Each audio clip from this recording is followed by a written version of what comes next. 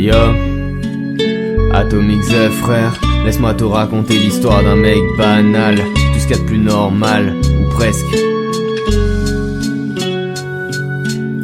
Laisse-moi te raconter l'histoire d'un mec banal qui traîne le long des murs, des mers, des ports et d'un canal, qui préfère avoir la seule que boire des bouteilles de Peterson. Excuse si je parle de moi à la troisième personne. L'histoire d'un type qui brandit ses textes comme la flamme des JO, qui a fait sa PA et qui maintenant fait sa bio. Il cherche à faire sa bien jusqu'à s'en ronger les os, et le meilleur ami de l'homme sauf quand on le traite comme un chiot. L'histoire d'un type qui part perdant, pas déjà de lui à l'imparfait, qui se perd à vouloir percer et parfois à vouloir être parfait, qui culpabilise sur des crimes qu'il n'a même pas fait. Certains veulent lui donner un coup de main, les autres veulent le baffer. Ça fait une vingtaine d'années, il sent que sa fleur est fanée, réfléchit plus qu'un innocent, que la justice a condamné. Cogite sans arrêt et passe souvent pour un taré, manque d'espace pour lui, la terre ne dépasse pas les 10 mètres carrés.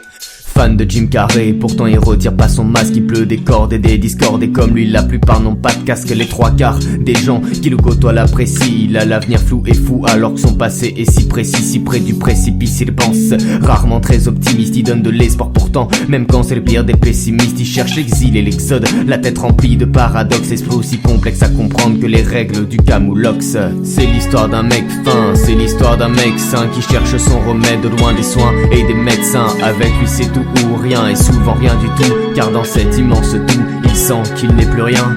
C'est l'histoire d'un mec fin, c'est l'histoire d'un mec sain qui cherche son remède loin des soins et des médecins. Avec lui si tu viens et que tu deviens un vendu, il s'en souviendra et tu seras pendu si jamais tu reviens. Il est revanchard et écrit sans cesse dans ses grimoires. L'atome gris noir, il a des mauvaises intentions mais une bonne mémoire. L'injustice nous pousse 6 pieds sous terre et sans tunnel, quand des innocents sont surveillés par des centaines de sentinelles. Il ne fume pas de pétard, ce qui ne l'empêche pas d'être un fêtard. Il se sent comme un tétard, sauf que pour grandir il se fait tard. Il ne veut pas être adulte, refuse tout ce qui se passe en France. Il s'amuse à se rattraper, il n'a pas eu d'enfance.